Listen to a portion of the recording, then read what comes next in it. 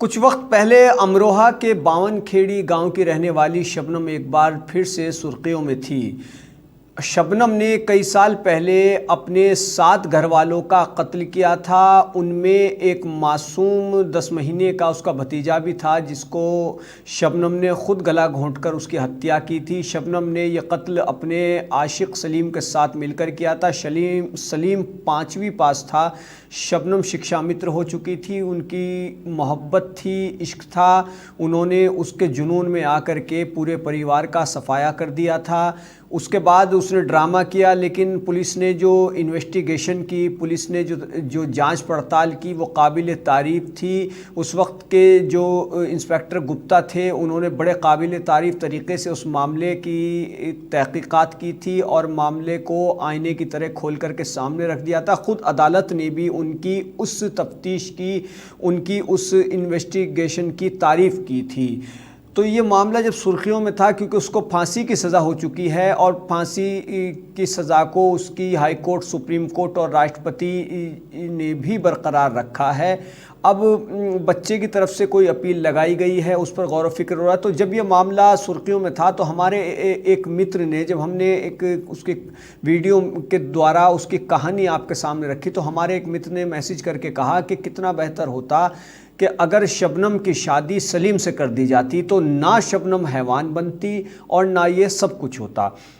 तो बहरहाल ये सबकी अपनी राय है।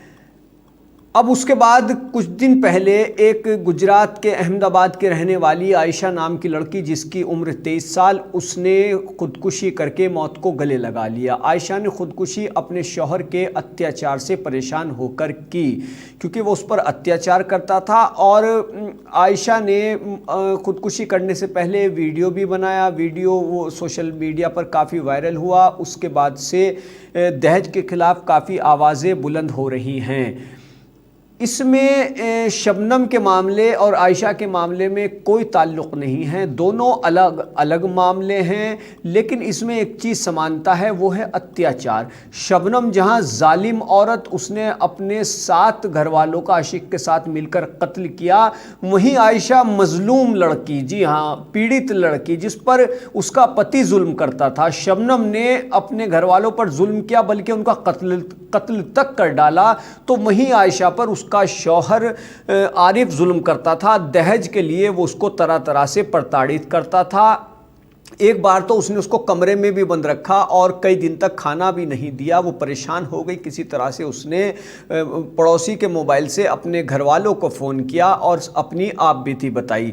काफ़ी जुल्म सितम आरिफ उस पर करता था। और अभी हाल ही में एक सुसाइड नोट भी बरामद हुआ है, जिसमें आयशा ने तमाम जुल्म की दास्तान लिखी है कि किस तरह से वो आरिफ के जुल्म से परेशान थी। और ये भी काबिल गौर है कि आयशा अपने पति, अपने उस जालिम पति आरिफ से बेपनाह मोहब्बत करती थी। वो उसके साथ रहना चाहती थी, लेकिन आरिफ उसे ठोकर मारता था, उसे ठुकराता था और फिर उसने ख़ुदकुशी कर ली। जैसे हमारे मित्र ने कहा कि अगर शबनम की शादी सलीम से कर दी जाती तो ये सब नहीं होता।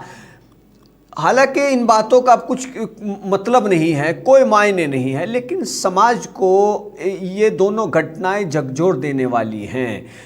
शबनम ने जो किया वो उसकी सज़ा भुगतेगी और भुगत रही है, और उसकी सज़ा उस मासूम बच्चे को भी एक तरह से भुगतनी पड़ी। वो तो भला हो शबनम के दोस्त का कि जिसने उसको गोद लिया और अपने बच्चे की तरह वो उसकी परवरिश कर रहे हैं। उसकी वजह से उसने शादी की। शादी करने के बाद जिस लड़की से शादी की, उससे कहा कि मैं एक बच्चे को गोद ले रहा हूँ, और उसके बाद वो उस बच्चे की परवरिश कर रहा है। और उन्होंने अपनी कोई औलाद भी पैदा नहीं की है कि कहीं उनकी मोहब्बत बट ना जाए। इस तरह से वो शबनम के बेटे की परवरिश कर रहे हैं। तो जालिम शबनम को तो सज़ा कुदरत भी दे रही है और उसको दुनियावी एतबार से भी सज़ा मिलनी तय है और मिल भी रही है, जेल की सलाखों के पीछे है। आयशा पर जो जुल्म हुआ वो उसके शौहर ने किया। लेकिन यहाँ पर क्या शबनम का मामला जो इतना ख़तरनाक बन गया, अगर उसमें बैठ कर के कोई हल निकाला जाता तो क्या शबनम इतना दर्दनाक कदम उठाती? शबनम ने जो कदम उठाया उसके लिए निंदा शब्द भी बहुत छोटा है। वो दरिंदगी की इंतहा थी कि उसने कैसे अपने माँ बाप, भाइयों, भाभी और घर में आई उस एक चचेरी या फुपेरी बहन और एक 10 साल के मासूम का दर्दनाक तरीके से कत्ल कर दिया। निंदा तो बहुत छोटा शब्द है। ये उसने तो इंसानियत को बिल्कुल ताक पर रख दिया था शबनम ने। दूसरी ओर आरिफ ने जुल्म की इंतहा कर दी थी और उसके जुल्म से तंग आकर मासूम आयशा ने, जी हाँ, उसको, उस लड़की को मासूम कहेंगे, मात्र 23 साल की उसकी उम्र, क्या उसने देखा था? और उस जालिम शौहर की वजह से उस बेटी ने खुदकुशी कर ली। हालांकि अगर उसको समझाया जाता और उसके जो दर्द है उसको समझा जाता और आपस में बैठ कर के बातचीत होती तो शायद आयशा इतनी कमज़ोर ना पड़ती। ये सोचने की ज़रूरत है।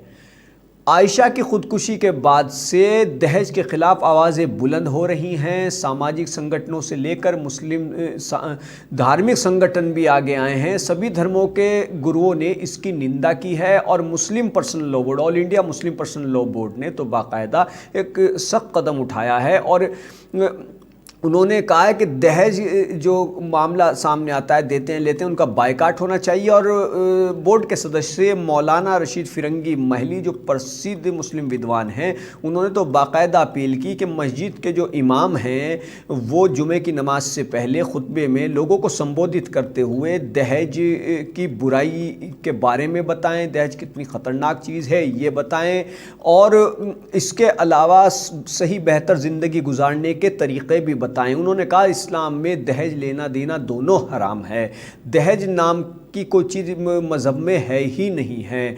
इस तरह से अब एक आवाज़ बुलंद हो रही है। कितना बेहतर होता है कि आखिर ये सब कुछ पहले होता तो ये मामले नहीं आते। यहाँ ये भी गौर व फिक्र करने की ज़रूरत है कि जो कुछ हो चुका अब वो तो वापस नहीं आ सकता है। ना ही शबनम के वो घर वाले वापस आ सकते हैं और ना ही वो बेटी आयशा वापस आ सकती है। लेकिन आगे कोई शबनम पैदा ना हो और कोई आरिफ जैसा शौहर अत्याचारी किसी पर जुल्म ना कर सके, इसको रोकने के लिए समाज की ओर से आवाज़ बुलंद होनी चाहिए। सिर्फ बयान देने भर से या मीडिया की सुर्खियों में रहने भर से इन सब बातों पर लगाम नहीं लगाई जा सकती है। इसके लिए बाकायदा एक मुहिम की ज़रूरत है, एक जागरूकता की ज़रूरत है। और जब तक जागरूकता नहीं होगी, लोगों के ज़मीर, लोगों के दिल रोशन नहीं होंगे, तब तक ऐसी घटनाएं समाज में आती रहेंगी जो एक नासूर हैं। इनको रोके जाने के लिए सबको सामने आने की ज़रूरत है। सिर्फ सख्त कानून बना देने भर से